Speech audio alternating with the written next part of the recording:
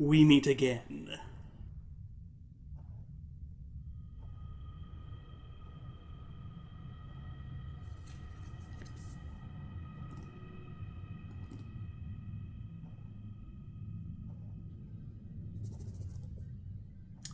Hello, boredom, my old friend.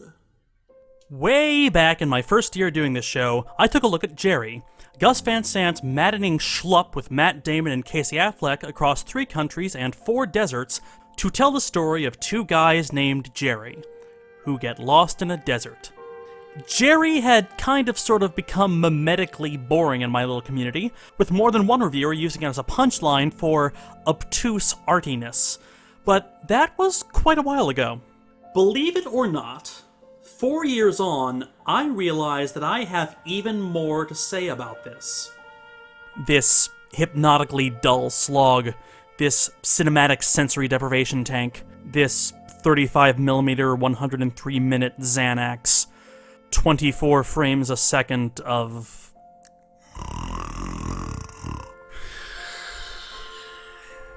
One of the things I find fascinating about this is that this movie didn't have to be told this way, because Gerry is based on a true story. In 1999, 2 Bostonians named Rafi Kadikian and David Coughlin got lost in Rattlesnake Canyon during a road trip across country. They brought camping equipment, several bottles of water, and a map, though they didn't know how to read it.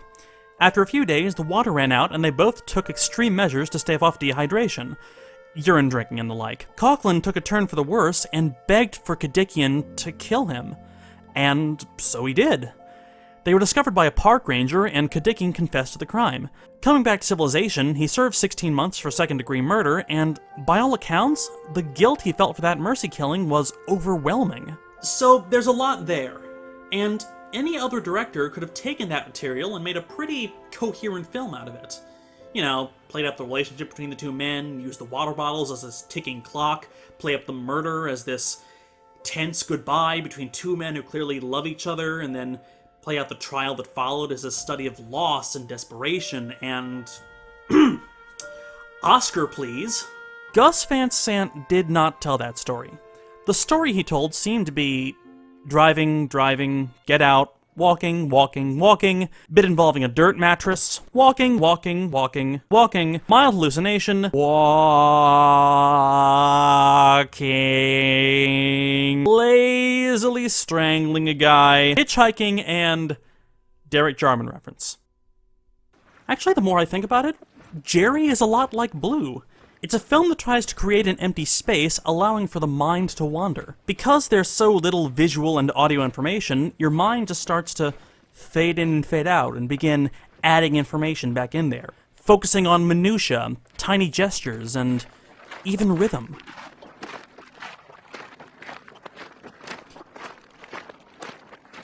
Come on, Eileen Toulouse, come on, Eileen Toulouse. Well, I'm stuck in Folsom Prison, and time keeps dragging on. Blue Canary in the outlet by the light switch, who watches over you?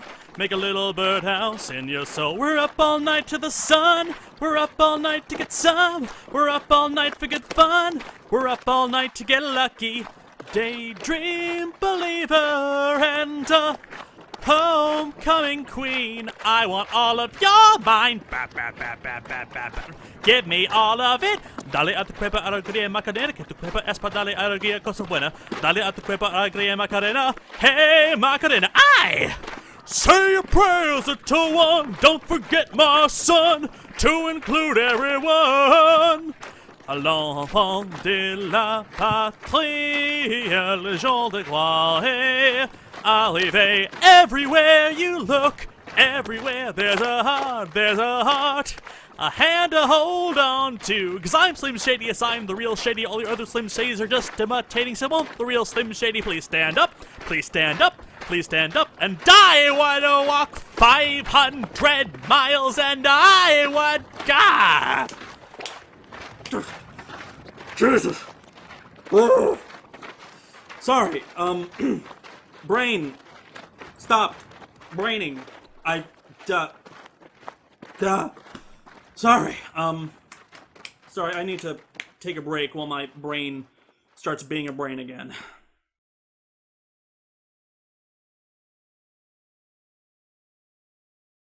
When I talked about this movie the first time, I used theater director Robert Wilson as an example of someone who used similar ultra-slow techniques in his narratives. What I should have done is talk about the many, many cinematic uses of slowness that happened before this. Like, there is precedence, Your Honor. The main thing that happens in this movie is that Gerry and Gerry walk.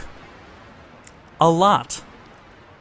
Plenty of critics thought that a shot like this was a direct reference to a similar shot in Béla Tarr's Satan Tango, which is Hungarian for Satan's Tango. Apparently, this is what it looks like when you dance with the devil in the pale moonlight. Tracking shot, guys walking away from a camera, debris blows with them. Yeah. This particular shot lasts 1 minute and 40 seconds. The whole movie runs for 7 hours. But the older and bigger influence on this style of movie making would have to be Andrei Tarkovsky. Tarkovsky isn't a household name, but he's hugely influential amongst filmmakers across the globe. Ingmar Bergman, yes, that guy, called him one of the greatest of all time. High praise. And yes, he's slow, but he manages to punctuate his slowness with enough magic to keep his ideas alive.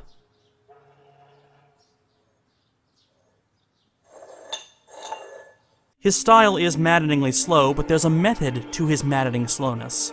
Tarkovsky knew how to create an image. Like, I could show you brief snippets from his movies and just let you ooh and ah over how pretty they are.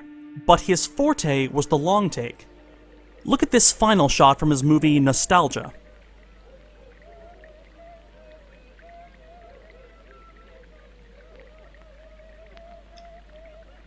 Yeah, let me speed this up, because neither of us has all day. It's a beautiful slow reveal.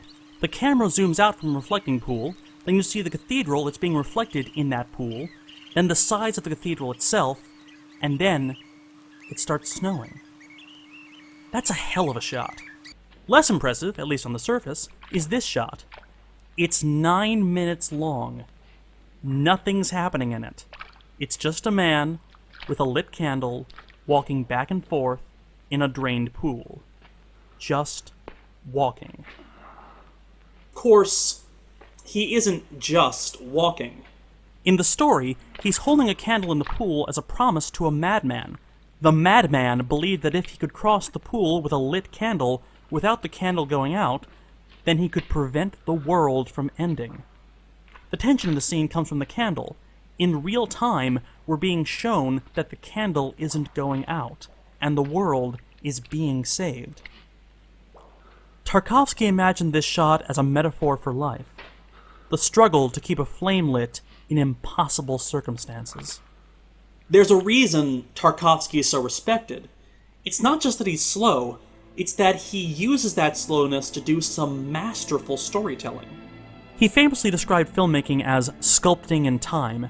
Each shot in a film is essentially a unit of captured time. Cut up your movie into multiple shots and angles and you get an idea. Leave your camera running, let it all in one shot, and you get truth.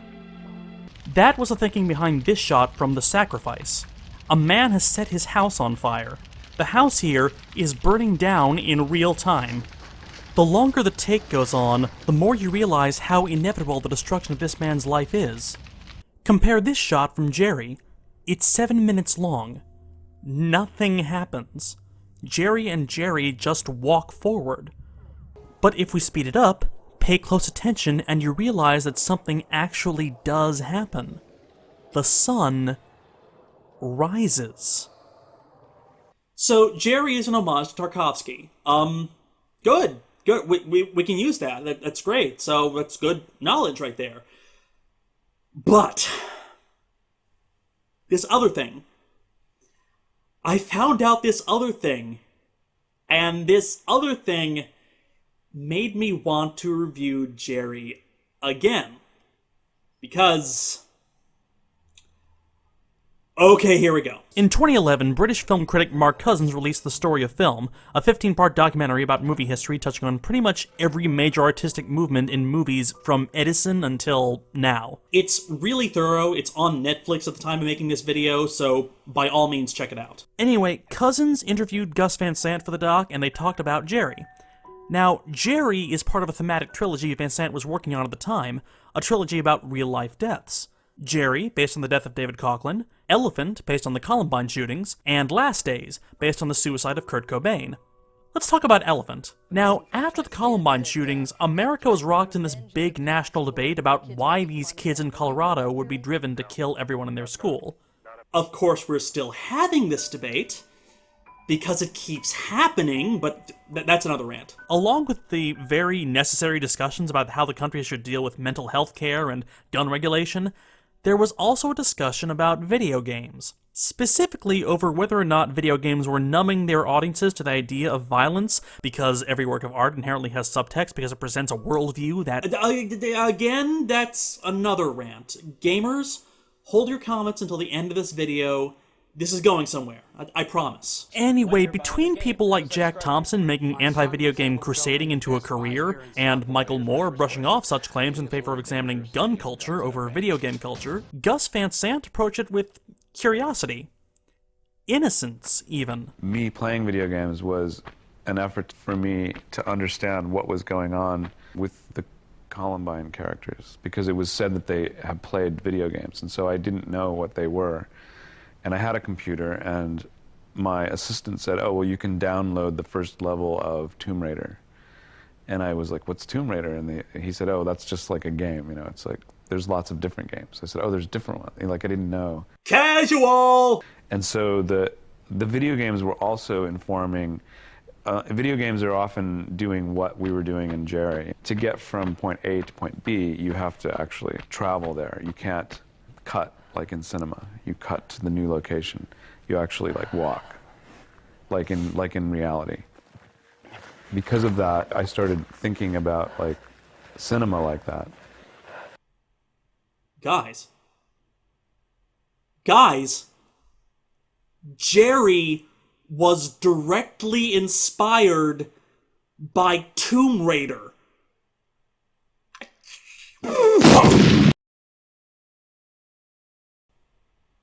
I put my head back together.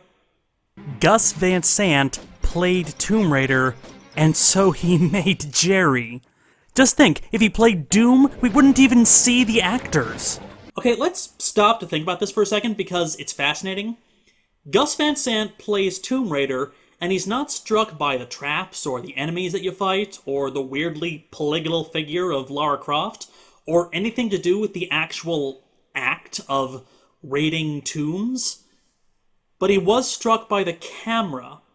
The infamously buggy, jerky, infuriating camera. Again, there are other precedents, as I described before, and you could argue that Tarkovsky or Tar were the bigger influences, but then again, there is a scene in Elephant where some kids play a game that looks exactly like Gerry. But Van Sant is not wrong. There is something innovative in the way video games are told. If this was a movie, this would be pretty much one continuous shot. That's a unique way that video games tell their stories. And the more I thought about it, the more I realized that a lot of video games don't just use action to enhance your experience, but inaction as well. If we're going to talk about Gerry, I guess the obvious first comparison would be this indie game, Journey. Like Gerry, it's about someone's lonely walk through a desert towards a distant thing. Also like Gerry, it has multiplayer and jumping puzzles. There is a story, told dialogue-free, that you can only glean by playing. That stillness is required to help you learn why you're going towards the mountain, and why the landscape around you is so devoid of life. Stillness and environment as storytelling. Now, Journey came out in 2012, but this is not a new thing at all. Jump back 20-odd years and look at this game, Myst, the 1993 best-selling adventure game that plops you down onto a deserted island with nothing but buttons, levers, and books, some of which talk to you. The blue page! Some hardcore gamers called it a glorified slideshow, which, yes, is true. Most of the game mechanics are basically a PowerPoint presentation, but that lack of action, what Douglas Adams famously called a beautiful void, is essential to the experience. Myst is ultimately a game about finding the story within the game. You beat Myst by understanding the environment. And it's not just indie games that do this. Look at Skyrim! Extremely popular game in which you spend a good deal of time simply walking from place to place. Adventure! Sure, you can fast travel and bypass all that boring scenery nonsense, but then you'd miss out on the loot you find and the XP you gain and the mudcrab souls you steal. It's a long series of quiet moments leading up to the incredibly satisfying payoff of punching a dragon in its dumb face. But I think most viewers accept those moments of stillness in a game more than they do in a movie. Well, because you actually get to play a game. But even in that, those moments of stillness are often treated as a way to find the action. Here's nothing. Now go find something. And thus the game is played. But again, those moments of stillness, as in the films of Tarkovsky, are essential to the story. They illustrate something about the world they create. In Journey, you have to use precious material to get up the mountain, the same precious material that destroyed Journey's civilization. Those moments of quiet are constant reminders of the destruction wrought by this fallen land's greediness, and tacitly, by your own greediness. Myst is also post-apocalyptic in its own way. Each age of Myst was once heavily populated, until those men in the books, Cirrus and Aknar, killed them all. But you don't find that out until you bring them enough pages for them to speak to you clearly, until you've committed yourself to helping them. Because you need another person to talk to, you force yourself to help the people who killed every other person you can talk to. How's that for a glorified slideshow? And even Skyrim, for all of its monster battling, uses stillness to incredible effect in its storytelling. Consider your first climb up to the throat of the world to meet the Greybeards at High Hrothgar. That long, cold trek across frozen paths as you read about the history of the world, leaving you wondering what your destiny is, and what it means to be Dragonborn. It's the weight of the world on your shoulders. It's a beautiful, humbling experience. It often feels like gamers and game marketers alike love to emphasize the action side of games, but gaming need not be a simple, shallow power fantasy. It's easy to forget how often games allow you to stop and look and simply appreciate the beauty of a moment. The slow cinema of Tarkovsky and the video game medium are not incompatible. And I know this because we live in a world where Stalker is both a Tarkovsky film and a first-person shooter. So Gerry is about video games? One of my vassals got really upset with me and attacked me, and because I couldn't train any sheep because I didn't have the wheat. Couldn't train any sheep? I mean, I couldn't train any of the horses because I didn't have the wheat, and so when they attacked me, they just dogged me, and I actually went to send my army out to defend the city, and like you can only send them out if you have 12. If you have 12 trained horses, and I had 11. They're talking about Age of Empires. They are so talking about Age of Empires that this art movie stops in its tracks to talk about Age of Empires. So, if we continue with the stillness is storytelling idea, then what is the story being told here? What does this stillness convey? Well, it conveys a desert. It conveys the heat and emptiness and void of a desert. And that's mostly it.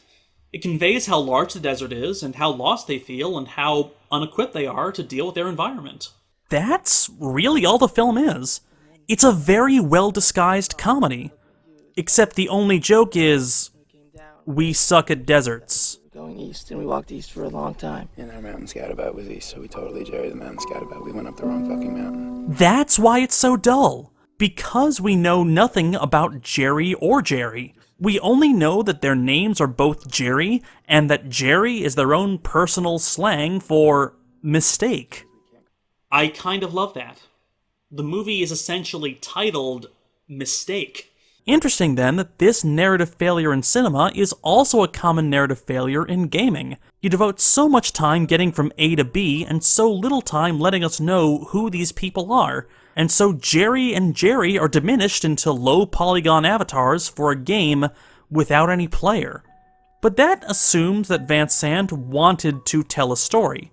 But he never struck me as a narrative-focused kind of guy.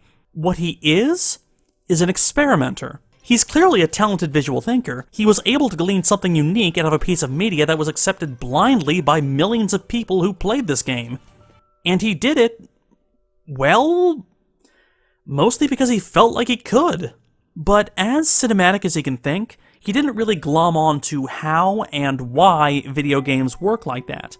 He just wanted to see to what effect they could work like that.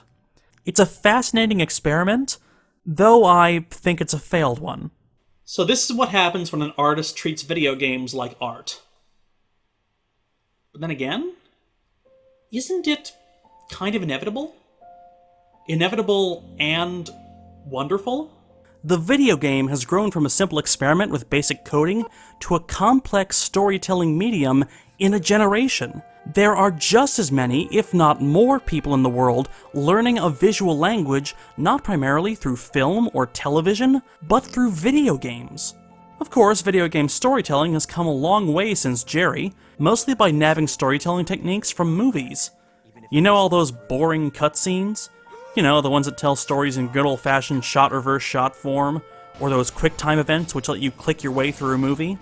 That's movie language. This is video game language.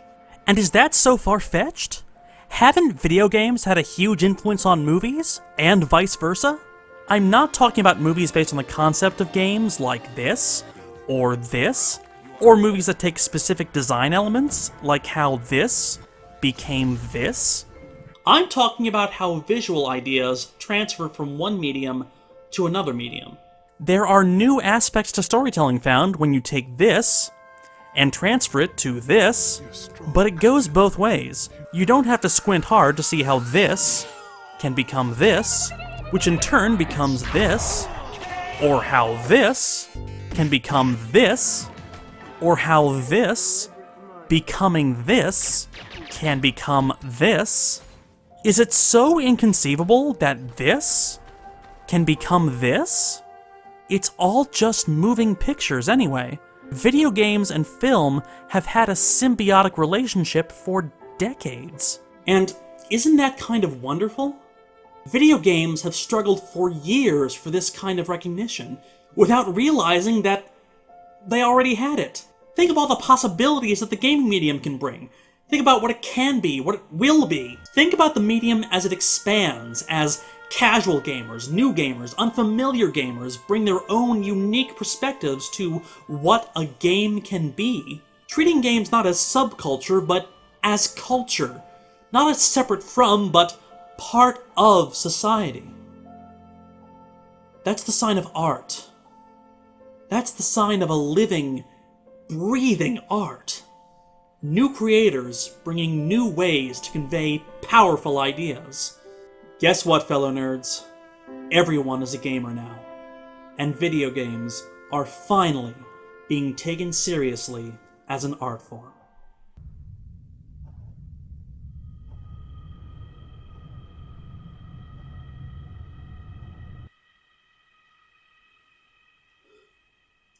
Are there cheat codes for this? Open up a beer and you say get over here and play a video game.